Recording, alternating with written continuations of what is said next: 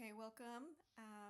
This is Chones Party with Boiler, and I'm really excited that you're here, Boiler, because you're definitely one of the most interesting people I have ever like in person and on the internet. Never met in person, but like you are definitely one of the most interesting people I have ever come across. Um, And it's fun also because you're one of the first DAO people I met. Um, I think it was a wordsmiths was like one of the first DAOs was part of, and you were there from the beginning. So thank you very, very much for being here. I really appreciate you and just like time, all these years interacting with you, and a friendship too. Yeah, absolutely. Well, thank you for having me on. I generally don't think of myself as being that interesting, so I definitely appreciate it when, you know, I guess that people see something interesting in what I do. But uh, yeah, just a guy that's trying to get along, right? So yeah, thanks for having me. And Yeah. yeah, I agree. Like I think that like our DAO timeline is very parallel in many senses. So it's always good to catch up and stay close. Yeah, I think what's interesting for me about you is like you have so many things that you are good at and are interested in, and they don't always seem like they have the same thread, you know.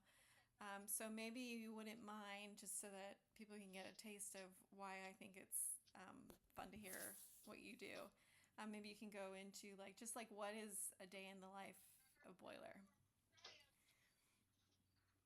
It definitely varies on what day of the week it is, for sure. Um, Generally, Monday to Thursday, it's me waking up at 4:30 in the morning and packing my lunch together and jumping in my car and driving off to the nuclear plant, where I'm currently working in radiation protection. Um, Meaning like I basically like help people work in radiation on a day-to-day basis and ensure that they're working safely. Um, that's my job. um, that pays my bills. So then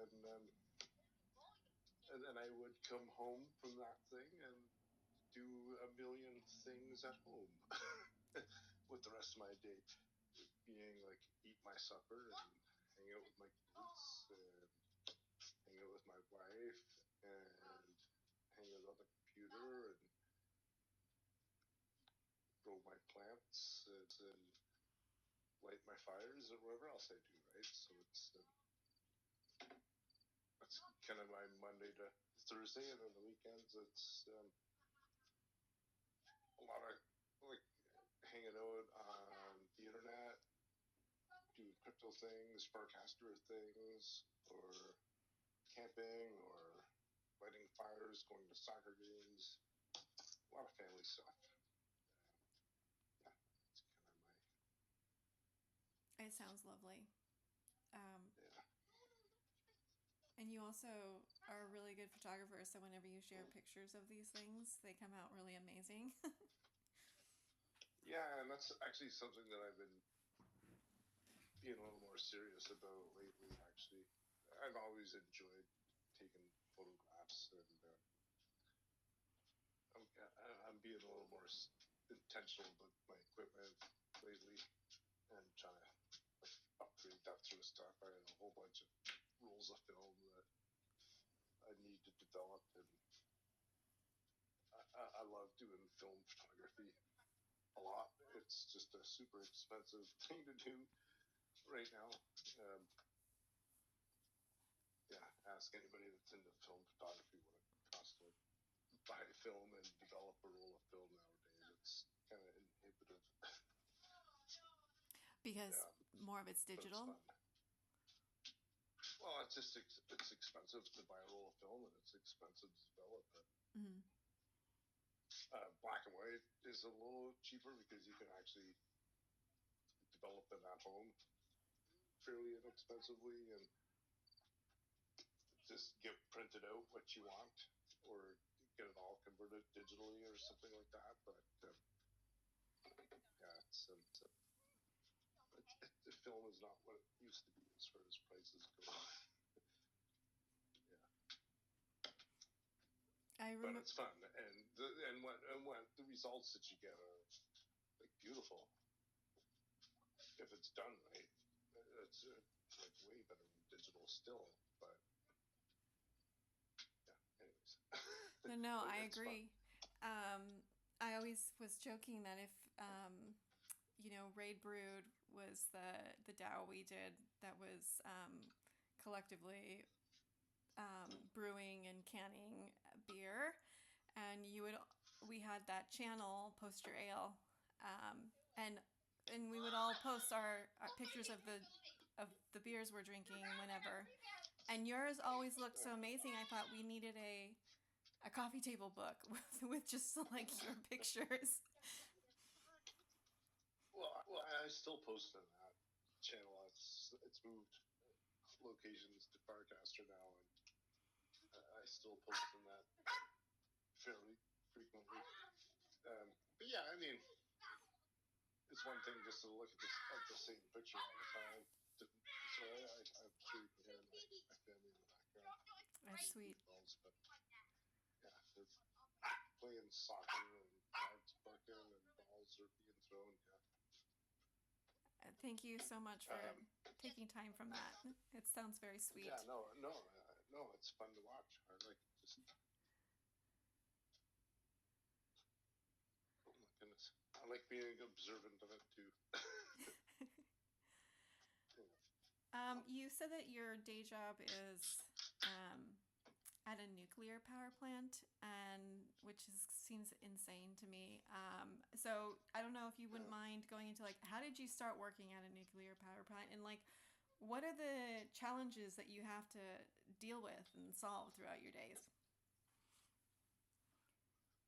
Yeah, definitely my roles have changed throughout the years in that. But like I'm a construction boilermaker, pressure vessels, uh, boilers, that sort of thing, right? So like I used to get jobs in the nuclear plants during maintenance times. So like they'd shut the plant down, I'd go in and with my fellow boilermakers and other trades and kind of do the work for a little while and repair the place and that and yeah, and that's I did that for quite a while, and then we were also doing refurbishments of plants, so plants that were actually like at the end of their lifespan, we'd go in and basically refurbish it, and that's what I'm still doing now, and it's just I've done a number of them now. Uh, in the Canadian nuclear industry has been kind of in Ontario, anyways, has been refurbishing all these plants and making them new, and I've been kind of around for all of them to the point where it's like I kind of now taken what I've learned and all that, and now apply it to the safety aspect of things, and I kind of use all my experience of being in all these, working on all these equipment and systems in the plants. And I'm at the point now where like I can use all that knowledge to help other people work safely in those plants. So yeah, it's kind of what I do now. And yeah, so like my daily life inside these plants would basically be me like talking to whoever I'm looking after for the day about what they have to do to work safely, and then I'll go in, be the first person in, sort of thing, and do surveys and measurements and everything to make sure that all the conditions are what we expect. And then I let them come into work and I watch over them the whole time that they're working. And like radiation levels as they're working to make sure that they go home safely at the end of the day. And that's what I do now. Was someone doing that for you when you started? What's that? Was someone watching over you when you first started?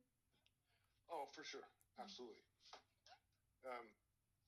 Yeah, but I used to also get to the point sometimes where like the people watching over me, like I wasn't really comfortable with them sometimes. So like I would just like tell them, "Give me your tools, and I'll do your job." so that I so that I know that I'm safe because I don't really trust you, sort of thing, right? So I don't know, maybe that's a cynical way to think of it because they were doing their best. It's just that when you're actually doing the stuff and you're in this situation where you're like welding and cutting and or whatever, like you're much more intimately involved with some of the stuff than somebody that just is doing radiation protection. You know what I mean? Mm-hmm. So I used to kind of do my own radiation protection, but because I wasn't trained in that sort of thing at the time, I made some mistakes and learned from them, and now that's what I do now. Is teach people to not do some of the dumb things I used to do. Which sounds very useful. I mean, if someone's looking out for you, yeah. Yeah. So that's the nuclear end of my life for sure. Yeah. It sounds super interesting. Also very demanding. Yeah. So I'm guessing it's full time, right? Mm-hmm. It's full time. Like even like I'm always like I think you know the way I am, like the way I kind of like deep dive on everything that I do, right? It's like I need to get into the details of everything to figure things out, right? It's like I'm not satisfied with just kind of doing my thing, doing the job, and going home and not thinking about it, right? It's like I need to know everything about it, right? So like, I spend time besides everything else that I'm doing is like actually trying to figure out like what it means to protect people from radiation and what like kind of effects radiation have on people, right? So like I yeah, I take it really seriously, right? This is actually something I've noticed for sure about you, and it's almost like if anyone brings you onto their project, it's like the secret weapon. And it reminds me of that DAO GitHub repo you made that was so exhaustive. Yeah. Yeah, it had everything in it at that time. And I looked at it last week and like to try to imagine like updating again. And it's like I can't even imagine the effort that I put into that nowadays. Because right now you would just use AI to assist you with so much of that. That was all just manual, me just like digging, listing. Yeah. Yeah. So I'm guessing you do the same with music. Yeah, kind of. Yeah, music is just something I love. And I love to play it. I love to go see it. It's part of like my day-to-day life with my family. Like friends that we hang out with are musicians, and yeah, so it's huge, huge for us. were you young when you first got into music? Not playing it. Well, kind of. I took guitar lessons when I was a kid, and didn't really stick with it. I don't know what happened there. We used to move around a lot. Who knows what happened there? But my parents were always into music, and my mom took me to see my first concert in a long, long time ago. Um, but it was in Toronto at a stage that used to kind of rotate in a circle, and the band would be on the stage and it would rotate around, and people would just show up with blankets and sit in this sort of bowl with grass and just kind of picnic and watch bands. And my mom took me and my brothers to see Ray Charles, and yeah, I don't know what year that was. Like, I'm thinking 1980. um, and I've just always loved live music ever since. So I've seen like hundreds and hundreds and hundreds of concerts in my lifetime since, and continue to see it. How do you Live decide music. who you go to see? Like, how do you decide which concert to go to? I like to see a lot of local. Like last weekend, a friend of mine was having his 50th birthday, and he has a little fishing set up where he has like a bunch of little cottages right by a river, sort of thing. So he was having his 50th birthday last weekend, and we all showed up, and it was a bunch of bluegrass pickers and some, you know, pretty actively touring musicians that showed up to play. I like that sort of thing a lot. Um, Tomorrow, my wife is going to Jamland, which is like a favorite spot for us. With, you know, a friend of ours owns some land that she lets us go camping and have music parties at. And sometimes I get to go, and sometimes my wife gets to go. Sometimes we both get to go. And tomorrow, my wife is going to go, and I'm going to stay home with the kids. But it's just like kind of like this little getaway in the woods where we can go to, and a bunch of professional musicians kind of take their weekend off of their regular touring schedule, and hang out there and play music. So that's my favorite way to take in music, is that sort of environment where you have like 100 friends around you, and we're watching music together and making music together.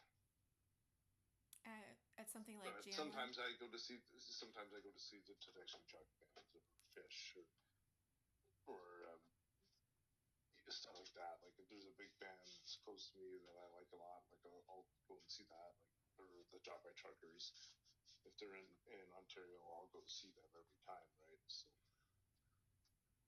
I used to, when I lived in Toronto, my wife and I used to go and see a band like once or twice a week.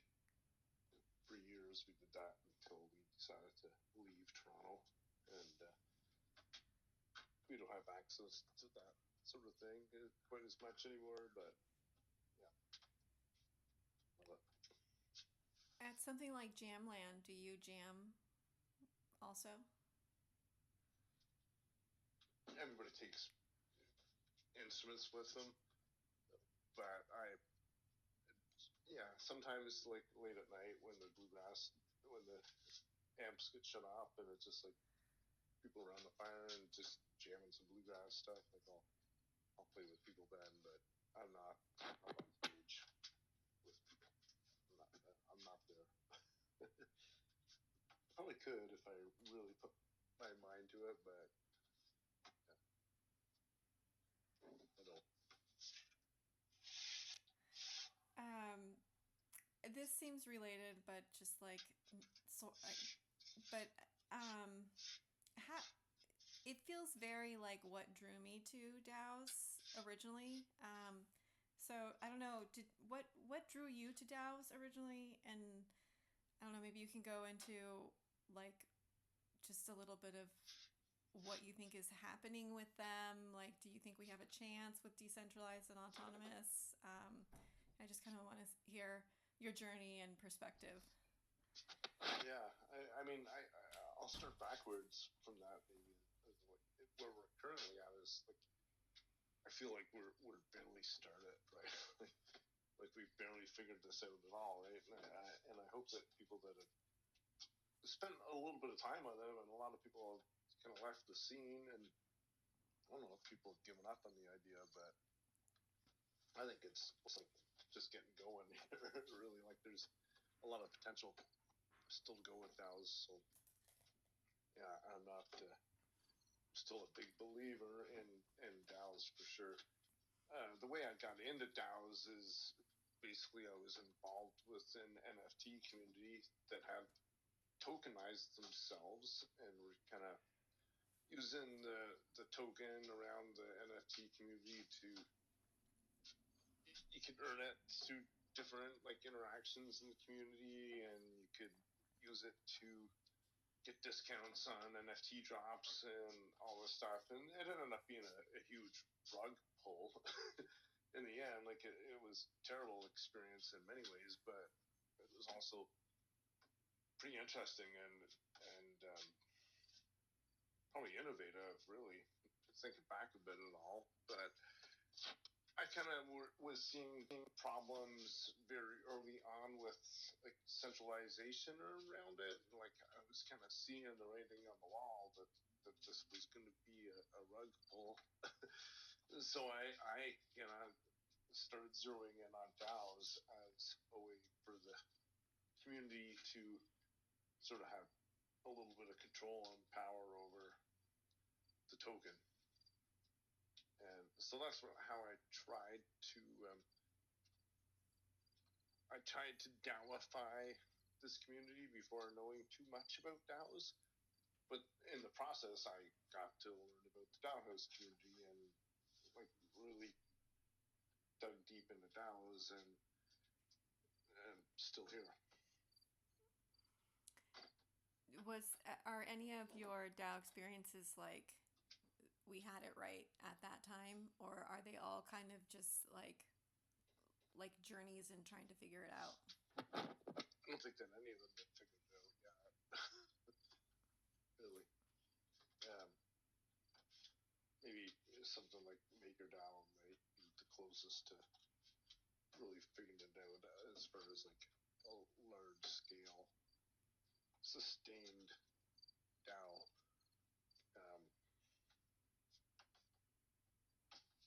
Which is not like I've been kind of interested more in like figuring out how to use it on small level, anyways.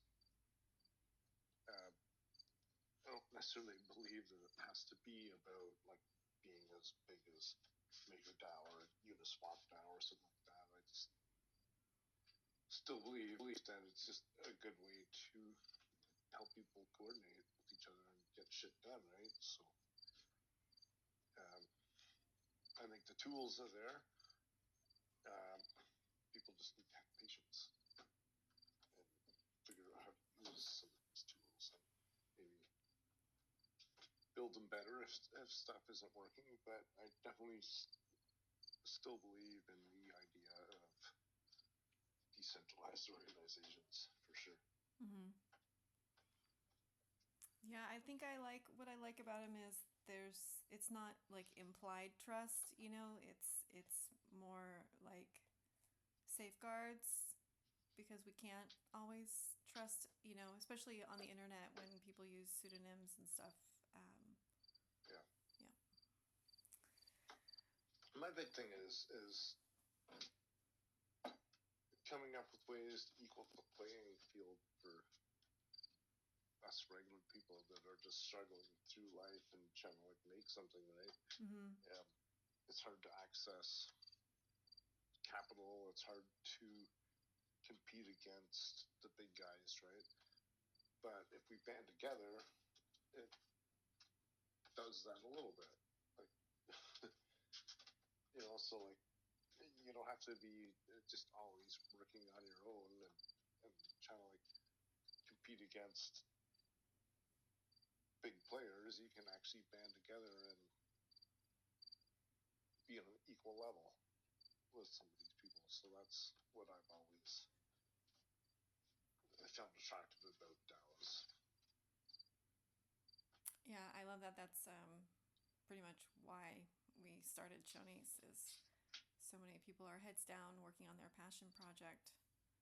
And if we kind of do that open source ethos where if we don't waste time and resources working in parallel, we can actually evolve together, Yeah. Okay, I have a fun question for you, Boiler. I am always jealous of your camping photos because I want to go camping as much or more than you go. So maybe you can just make me a little more jealous and tell me about your favorite camping trip. Yeah, I don't know if I have a favorite camping trip. I have favorite ones that I look forward to every year, which I find a lot of fun. I don't do a whole lot of big adventure camping anymore. It's to me, it's more like we plan some camping trips with friends, and we all meet up at the same time at the same place and camp together. Which next weekend is our annual uh, Long Point camping trip, which is a provincial campground in Ontario. It has it's um, basically a great big long sandy beach that stretches out into Lake Erie, goes halfway across Lake Erie. So it's a beautiful, like freshwater beach with beautiful sunsets and nice camping spots. And there's always a bunch of friends that show up for it. And we always have a potluck together, so everybody brings in food and we all eat together. And we do a annual Halloween, so we bring a bunch of candy and the kids are there, get dressed up, and they kind of go trick or treating in September, which freaks out a lot of the other campers, but it always brings a lot of smiles. So yeah, that's one of my favorite ones, and of course the one that my wife is going to tomorrow, and I'm not. Like anytime we go down there is great, because it's also a bunch of friends, and we have fun there, and we play music. So I watched the documentary you shared about Jamland. yeah, that's pretty cool. Do you mind if I share that in the Oh, of course, blog? yeah, Okay. of course, yeah. And what was your role in that documentary? Swinging in the hammock. um, at one point, you see, like my son was pretty young at the time. My older son he's autistic, right? Um, so that's a whole other set of challenges in my life that we didn't really talk too much about here. But he's nonverbal, but like pretty high functioning. He's going to be 18 next month. Oh, wow. Happy birthday. Yeah. And in that documentary, he's, I don't know, maybe 3 or 4 or something like that.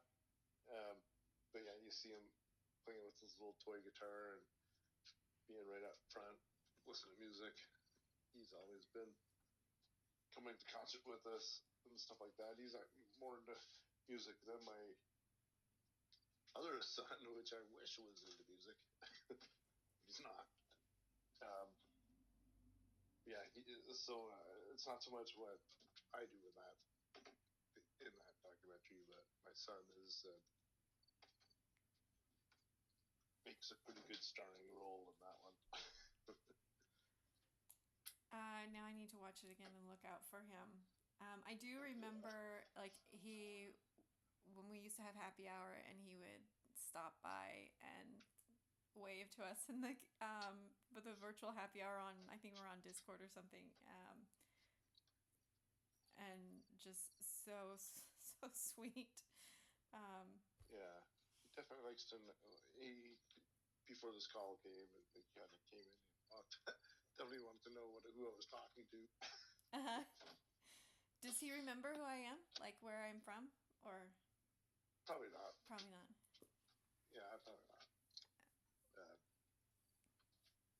if you were more like in his day-to-day life than he would. Somebody told me, like, I ran into this guy um, a couple weeks ago, and he kind of told me that my son knows how to read my mind. He was kind of convinced me to like follow this person and like watch these videos about autistic people and how they are actually like able to read your mind, and that's kind of their life, right? and I was kind of like rolling my eyes a little bit, but at the same time, like sometimes he does seem to be a step ahead of me. Sometimes it's kind of like is prepared for things that I'm going to do, I guess, and be ready to help. Sometimes it's kind of weird. I don't know if I think he actually reads my mind. I think he's just like super. I think most autistic people are like just able to like recognize patterns, and they're just so in tune with patterns because they have like they live by their own sort of patterns, right? So he kind of recognizes my patterns so much that sometimes he knows what I'm going to do before I do. And I don't think he reads my mind, but I just think that he thinks like that he kind of knows what I'm going to do just because he knows. He observes me so much that he kind of is able to recognize where I'm going, I guess. It's like you're his deep dive, and now he can anticipate for what you're going to do. Yeah. That's. I think that's more likely than him. More likely being correct than him reading my mind, but maybe he does read my mind. Which God, I can't think of anything more dreadful than somebody being able to read your mind. Agreed. For me too. Yeah. Okay, last question. Do you have something like art or community or philosophy or something like that that just is something that has inspired you like now or throughout your life, or something that impacted you when you were younger? Yeah. I think right now I'm really into street photography. I find that to be a super interesting kind of form where people are out just like making great photos, sort of candid and just walking around doing that. I'm really inspired by that right now. I'm a big Grateful Dead guy, and like if you when you see that documentary that we spoke about earlier, like you'll see that like that's my people, right? There's a family that you are born with, and there's the family that you choose, and these are my people. And it's a very accepting community as far as like people like taking artistic risks and just trying things, and it's good to be in a community where people can just do that with each other, right? Where they they can bring in their art, their sculptures, their glass that they blew or something like that, and share it with each other. So I'm super inspired by those people that are my people. Really, right? My hippie family, I guess, lack of a better term. Yeah, I'll definitely share that documentary because the whole time I was watching it, I was like, I want to bring my boyfriend and go to this thing. Yeah, well, you would definitely be welcome to ever come up there. Like we've definitely a few American friends that been regulars that come up here for that for sure. Um, yeah, it's special. We're all getting older now, I hope it lasts. The owner of the land actually kind of lives out there full time. Joni's an amazing person.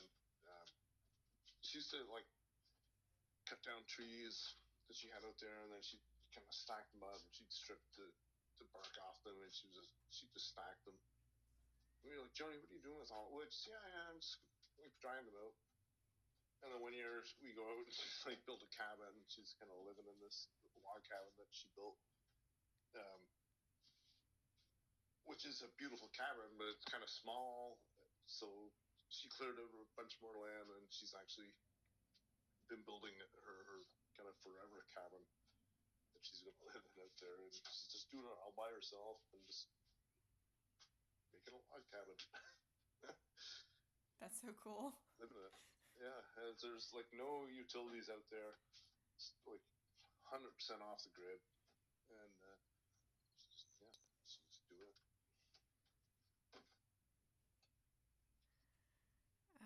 Well, that is a lovely way, I think, to end this conversation.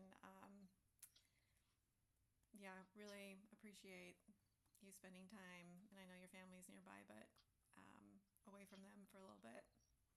Thank you. Yeah, they seem to have disappeared now.